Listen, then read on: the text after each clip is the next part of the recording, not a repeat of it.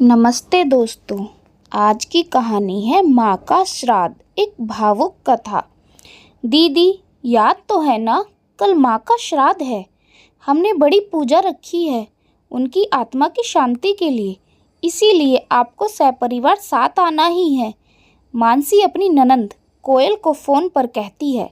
तभी कोयल अपनी भाभी को बोली, मैं नहीं आ सकती भाभी, आपको तो पता ही है कि उनको छुट्टी नहीं मिलेगी। अरे दीदी, ऐसे कैसे? माँ के जमाई और बेटी उनके श्राद्ध में नहीं आएंगे तो उनको शांति कैसे मिलेगी? इसीलिए आपको आना ही पड़ेगा। बाकी मुझे कुछ भी नहीं पता। इतना बोलकर मानसी ने फ़ोन रख दिया। इधर कोयल पुरानी यादों में खो गई। जब उसके पापा की मृत्यु हो गई थी तब कोयल अपने मायके गई हुई थी। कोयल को माँ बोली, बेटा तुम्हारे पापा मुझे छोड़कर अकेले ही चले गए, पता नहीं अब किसके सहारे छोड़कर गए। माँ कोयल के गले लगकर रो रही थी। तब कोयल बोली, यह सब लोग तो है ना माँ, भैया भाभी और बच्चे, तो चिंता क्यों करती हो? कोयल कई दिनों तक अपनी माँ के पास रहकर आई थी, लेकिन हमेशा ज़्यादातर फ़ोन पर ही बातें होती थी दोनों की। कभी कॉल पर तो कभी वीडियो कॉल पर बोलना होता था। बेटा क्या बनाया है तूने? एक दिन माँ ने वीडियो कॉल पर पूछा। माँ, आलू की सब्जी और रोटी बनाई है, कोयल ने जवाब दिया। माँ बोली, अरे वाह। सब्जी का नाम सुनते ही माँ की आंखों में एक अलग सी चमक देखने को मिली जो कोयल को दिखी।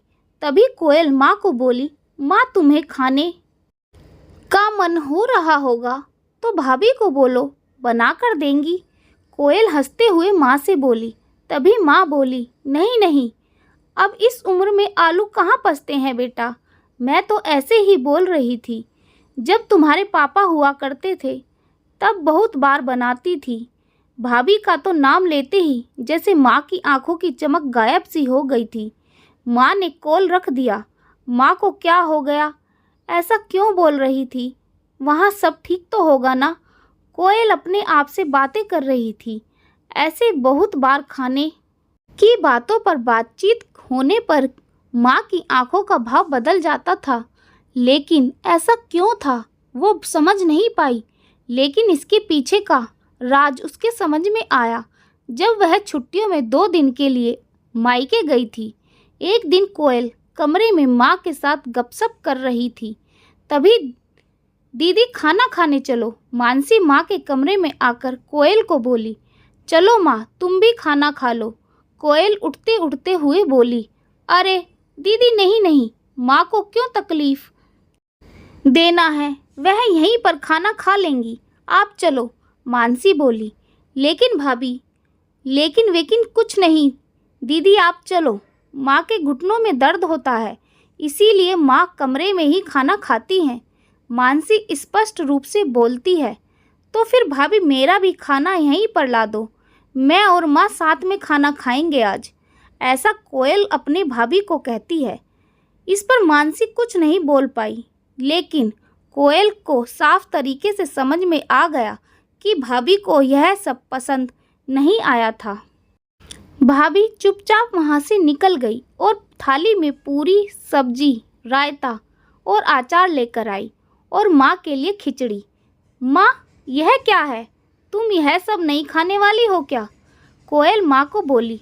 उतने में ही मानसी बोली, अरे दीदी, माँ को यह सब हजम होता ही नहीं, इसलिए मैं उनको खिचड़ी और दाल ही देती हूँ। इतना बोलकर मानसी वहाँ से निकल गई। माँ ने अपनी प्लेट उठाई, पर माँ का ध्यान कोयल की प्लेट पर ही था। यह देख कोयल सुन सी पड़ गई। उसने माँ के मुंह में एक पूरी का निवाला डाला, लेकिन माँ ने मना कर दिया। तब कोयल ने अपनी माँ की आंखों में वही भाव देखा था जो वीडियो कॉल पर देखा था। पता नहीं भाभी का डर था या लड़की के निवाले का मोह था। तब भी कोयल ने पूरा खाना माँ को खिलाया और खुद खिचड़ी खाने लगी। 2 दिन कोयल वहीं पर थी और कोयल माँ को उसकी प्लेट का खाना खिलाती और खुद खिचड़ी खाती। ऐसे 2 दिनों तक चला। माँ के बहुत मना करने के बाद भी कोयल जिद में माँ को खाना खिलाती थी। वह बोली, भैया मैं कुछ दिनों के लिए माँ को अपने घर ले जाती हूँ। घर जाने से पहले कोयल ने अपने भाई तन्मय को पूछा। वह बोला, क्या तुम्हारा दिमाग खराब हो गया है? लोग क्या कहेंगे? बेटा, माँ को तकलीफ देता होगा, इसीलिए माँ अपनी बेटी के घर रहती है। तन्मय गुस्से में बोला, अरे बाबा, सही तो बोल रहा है वह। माँ बेटी के घर जाती है क्या भला? तो तू आराम से जा अपने घर, मेरी चिंता मत कर, मैं यहाँ खुश हूँ। बेटे की बातें सुनकर माँ बोली। कोयल ने बहुत जिद की, लेकिन माँ बेबस थी। कोयल उदास मन से अपने घर वापस आ गई। कुछ दिनों बाद खबर आई कि माँ अब इस दुनिया में नहीं रही। इस खबर ने सब कुछ खत्म कर दिया था।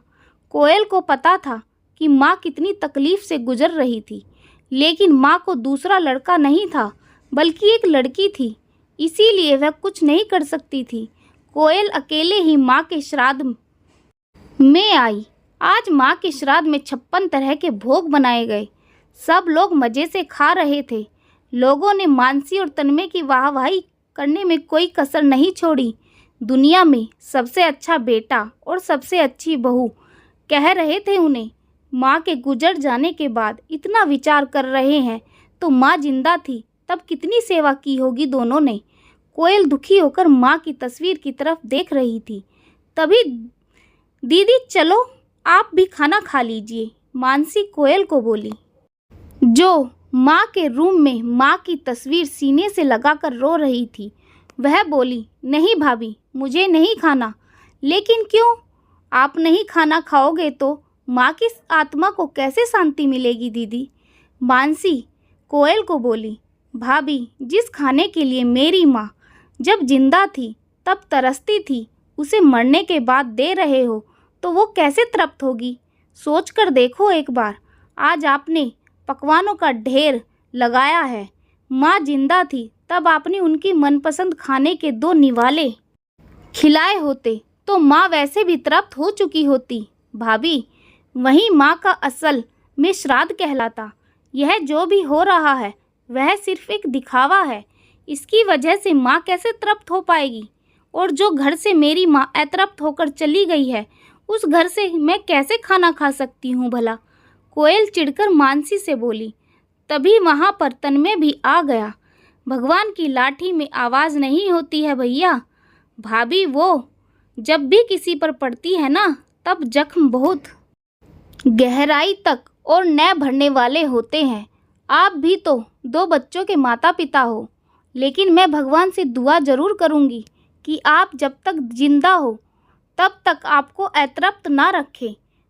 माँ ने तो अपना वनवास भोग कर कहीं नया जन्म लिया होगा, लेकिन आपकी ज़िंदगी बहुत बड़ी है। कोयल यह सब बोलकर माँ की तस्वीर लेकर चली गई।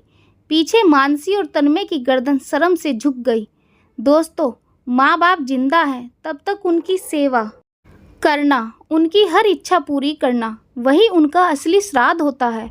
उनकी मृत्यु के बाद कितने भी 56 भोग बनाए, सब व्यर्थ हैं। तो दोस्तों, कहानी कैसी लगी कमेंट बॉक्स में लिखकर ज़रूर बताना। और कहानी थोड़ी सी भी पसंद आई हो तो लाइक करें, शेयर करें और चैनल को सब्सक्राइब ज़रूर करें। धन्यवाद दोस्तों।